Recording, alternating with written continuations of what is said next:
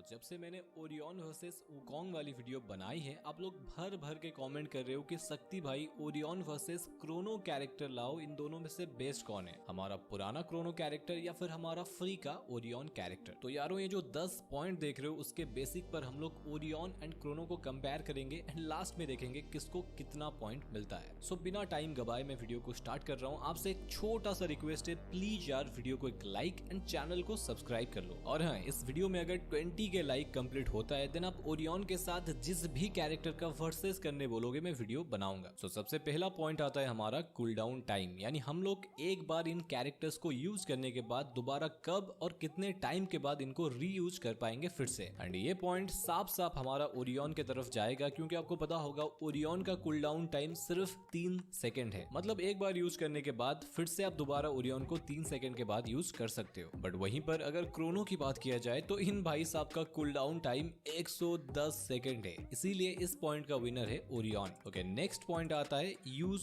Time, यानी इन दोनों का स्किल को आप कितनी टाइम तक यूज में ले सकते हो, जो कि एक तरीके से इंपॉर्टेंट भी है, जिसको हम लोग जितनी टाइम तक यूज कर पाएंगे वो बेहतर है। पहले बात करते हैं क्रोनो का यूज टाइम की। आप क्रोनो को 6 सेकंड के लिए यूज कर सकते हो, ये जो सील्ड है 6 सेकंड के लिए रहता है, बट ओरियन का यूज टाइम सिर्फ 3 सेकंड है। तो यहाँ पर क्लियर विनर है क्रोनो, इसीलिए एक पॉइंट जाता है क्रोनो की तरफ एंड ओरियन को मिलता है इस बार 0। ओके, नेक्स्ट पॉइंट आता है हमारा डैमेज, जो कि सबसे ज्यादा जरूरी है। इन दोनों में से हमें सबसे ज्यादा डैमेज से कौन बचा सकता है? पहले क्रोनो की बात करते हैं। हाँ, क्रोनो का शील्ड जो है डैमेज प्रूफ है एंड क्रोनो आपको एनिमी के गोलियों से एंड ग्रेनेड से बचा सकता है। बट यहाँ पर एक ट्विस्ट है, क्रोनो का शील्ड पूरी तरीके से बुलेट प्रूफ नहीं है। ये जो शील्ड है आपको सिर्फ 800 डैमेज तक बचा सकता है। अगर 800 से ज्यादा डैमेज कोई देता है तो ये टूट जाएगा। बट हमारा ओरियन कैरेक्टर पूरी तरीके से इमॉर्टल है, ये जब भी अपना स्किल के अंदर होगा इसको आप किसी भी तरीके से मार नहीं सकते। इसी बात पे ओरियन को मिल जाता है डैमेज वाली पॉइंट एंड यहाँ पर क्रोनो को मिलता है 0। ओके, नेक्स्ट पॉइंट आता है हमारा जो कि सबसे ज्यादा इंपॉर्टेंट है, इनसाइड स्किल एबिलिटी, यानी आप इनके स्किल के अंदर रहते हुए क्या कुछ कर सकते हो। पहले बात करते हैं क्रोनो की। आप क्रोनो के शील्ड के अंदर रहते हुए मेडकिट यूज कर सकते हो,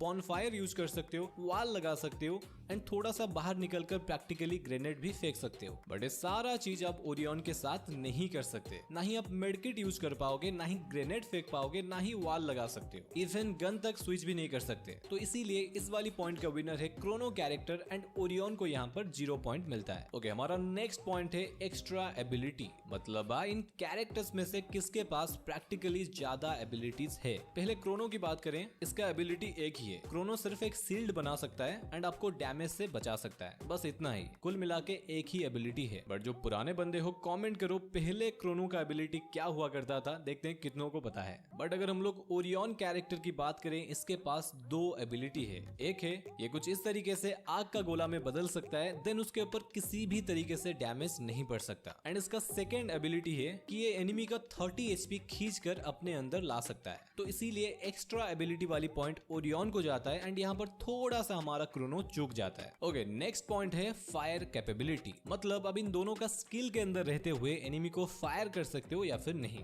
देखो, ये दोनों कैरेक्टर को यूज करके आप ना बाहर वाले एनिमी को मार सकते हो, ना ही बाहर वाले एनिमी आपको मार सकते हैं। बट यहाँ पे एक पॉइंट क्रोनो को इसीलिए जाएगा क्योंकि आप प्रैक्टिकली थोड़ा सा शील्ड के बाहर जाकर फायर करके फिर से अंदर आ सकते हो। बट ओरियन कैरेक्टर में आप बिल्कुल फायर ही नहीं कर सकते, आपका फायर बटन ब्लॉक दिखाएगा, स्किल खत्म होगा देन आप फायर कर सकते हो। तो इसीलिए ये राउंड का एक पॉइंट जाता है क्रोनो के खाते में एंड ओरियन को मिलता है 0 पॉइंट। वैसे आपको क्या लगता है, अगर ओरियन के स्किल के अंदर से हम लोग फायर कर सकते थे एंड उसके बाद उसका एबिलिटी टूट जाता जैसे वुकोंग में होता है, मेरे हिसाब से ये बढ़िया रहता। आपको क्या लगता है कमेंट करके बताओ। ओके, हमारा नेक्स्ट पॉइंट आता है फॉल डैमेज, यानी ऊपर से कूदने से इन दोनों कैरेक्टर्स में से किसको डैमेज नहीं पड़ेगा। यहाँ पर ऑब्वियसली अगर तुम क्रोनो को लेकर कहीं से कूदोगे तो आपको डैमेज पड़ेगा।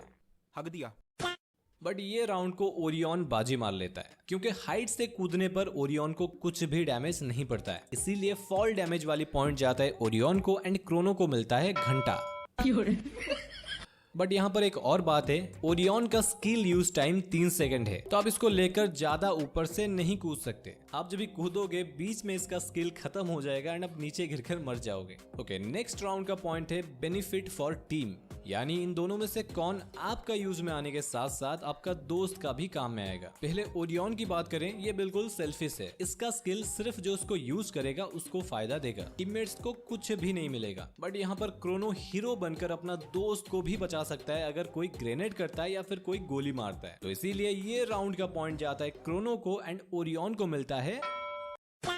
ओके, नेक्स्ट पॉइंट आता है व्हीकल डैमेज, यानी गाड़ी से कौन बच सकता है। अगर आप क्रोनो को यूज करके गाड़ी से बचने का कोशिश करोगे तो गाड़ी आपको बिल्कुल कुचल कर कीमा बना देगा। बट यहाँ पर ओरियन कैरेक्टर अमर है, इसके ऊपर से गाड़ी लेकर जाओ या फिर घोड़ा लेकर जाओ, इसका बाल भी बाका नहीं होगा। तो इसीलिए ये पॉइंट को अपने बगल में घुसाकर आराम से ओरियन कैरेक्टर अपने तरफ ले लेता है एंड क्रोनो को मिलता है। ओके, नेक्स्ट बढ़ते हमारा लास्ट पॉइंट की तरफ, जो कि है इंडिपेंडेंट। मतलब ये कैरेक्टर्स खुद के दम पर चल सकते हैं या फिर नहीं। पहले क्रोनो की बात किया जाए, ये फुल्ली इंडिपेंडेंट है, जिसका स्किल को वो खुद से बिना किसी का हेल्प लेकर चला सकता है। बट ओरियन कैरेक्टर ईपी पर डिपेंडेंट है। अगर आपके पास 150 ईपी नहीं है देन आप ओरियन को यूज ही नहीं कर पाओगे। अभी ये मत बोलना मशरूम खा लेंगे, कैरेक्टर लगा लेंगे, पेट लगा लेंगे, जो भी करो वो सारा कुछ जुगाड़ है। हमें ये मानना पड़ेगा कि ओरियन खुद के दम पर चल नहीं सकता, वो ईपी से ही चलेगा। तो इसीलिए इंडिपेंडेंट राउंड का पॉइंट जाता है क्रोनो को एंड ओरियन को मिलता है इस बार 0 पॉइंट। अगर दोनों का स्कोर टेबल को देखा जाए तो ओरियन को मिला है 10 में से 5 पॉइंट एंड क्रोनो को मिला है वही 10 में से 5 पॉइंट। तो यार ये थे कुछ important comparison Orion and Chrono के बीच में। एंड आप लोग कमेंट करके बताओ आपके हिसाब से कौन बेस्ट है एंड आप किसको यूज करते हो। एंड ये भी बताना आप नेक्स्ट किस कैरेक्टर के साथ किसका वर्सेस देखना चाहते हो।